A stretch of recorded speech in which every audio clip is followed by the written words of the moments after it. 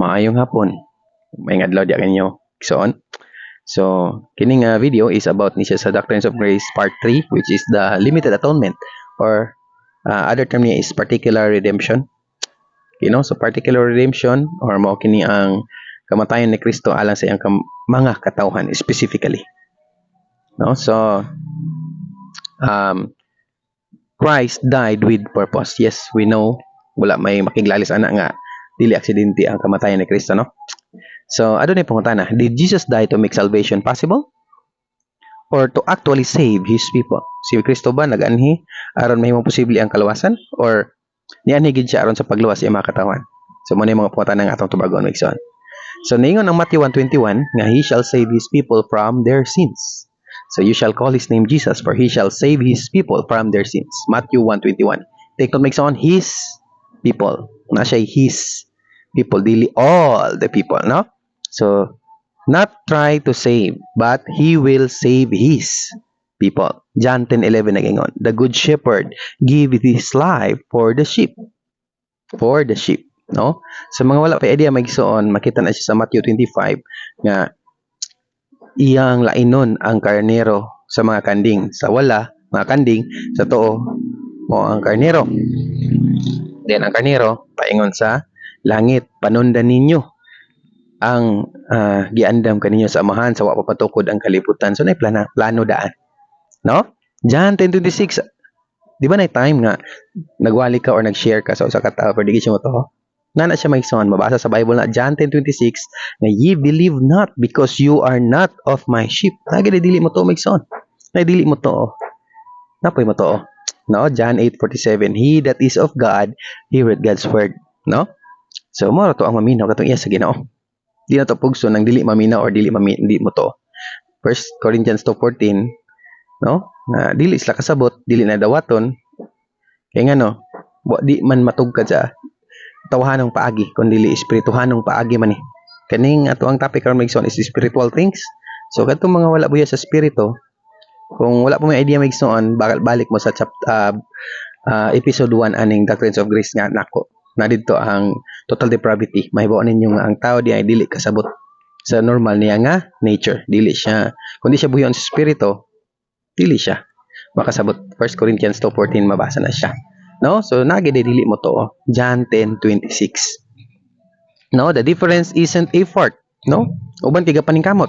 Pero dili di ay kundi it's belonging. Kung kang kinsa ka sa kanding baka or sa karnero, wala nag-ingon diya nga uy kanding ka man.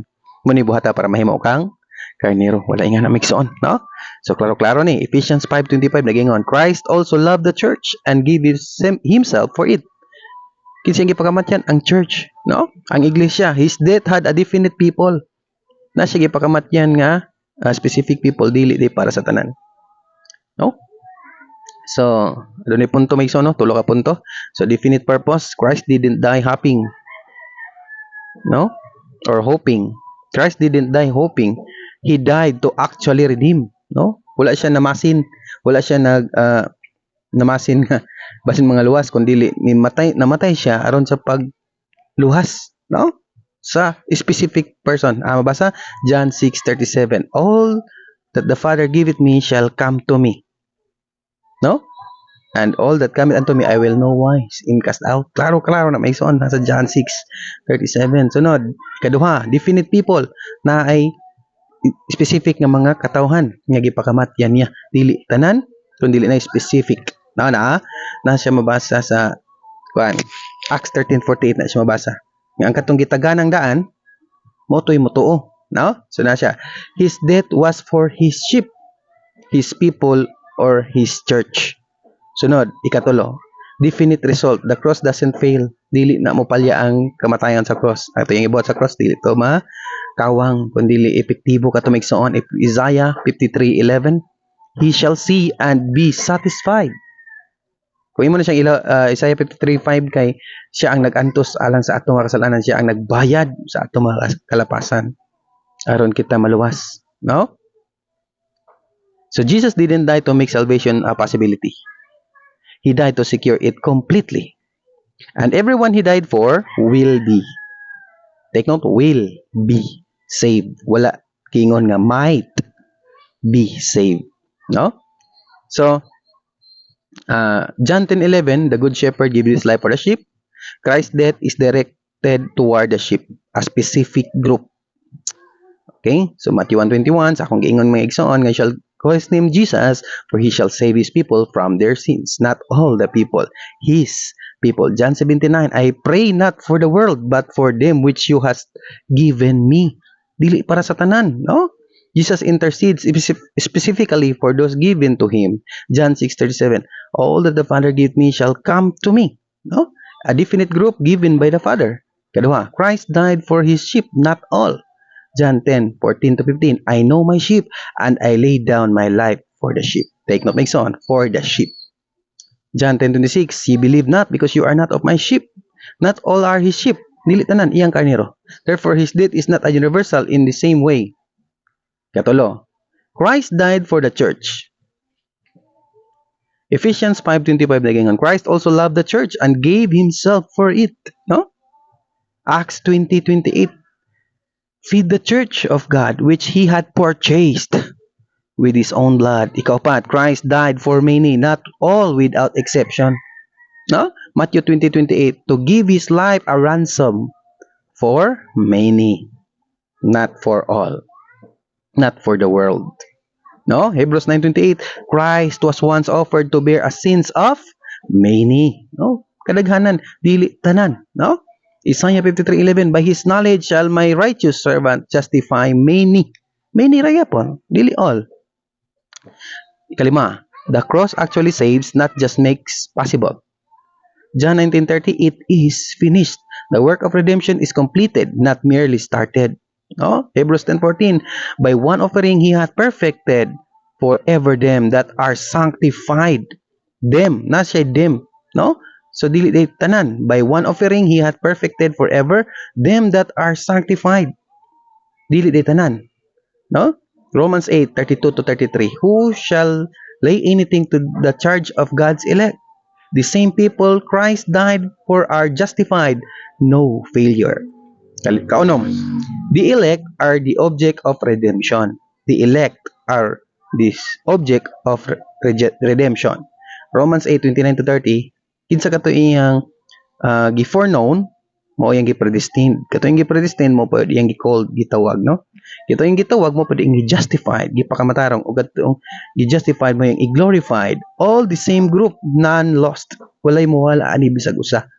No? Kay planado man ni. Ipili man daan may igsoon. No? So kung wala pa may idea sa pagpili, balik mo sa episode 2 kanang gitawag og unconditional election. So Titus 2:14 mabasa, who gave himself for us a peculiar people. No? So naa siya gipakamatyan. No? Naa siya halaran sa iyang kinabuhi alang kanato dili sa tanan, no? Revelation 5:9 nagaingon, redeemed us, no? Out of every kindred, people, or nation. Not all people, but people from all nations. Ang pasabutan ng all nations or world is people from all nations. So, bisag asa nga parte sa kalibutan, adunay iyang pinili. Dili, ang tanang kalibutan iyang pinili, kundi sa matag lugar sa kalibutan, aduna siya'y pinili. Okay? Kapito, Christ intercedes for the same people he died for. Romans 8:34, Christ died and intercedes for them. For them. Dili for all. Hebrews 7:25, he ever liveth to make intercessions for them. No? For them ragyapon. In scripture, Christ's death and intercession match. He intercedes for those he died for. Kato yung gipakamatyan. So, commonly discussed verses mo na siya. So, some verses speak of world or all, like John 3:16, for God so loved the world. No? 1 Timothy 2:4, in the doctrines of grace, these are understood as all kinds of people, not every individual without exception. The global scope of salvation, not limited to one nation. Muna meaning sa world. Okay? So, summary, limited atonement or mas giila nga definite atonement. No?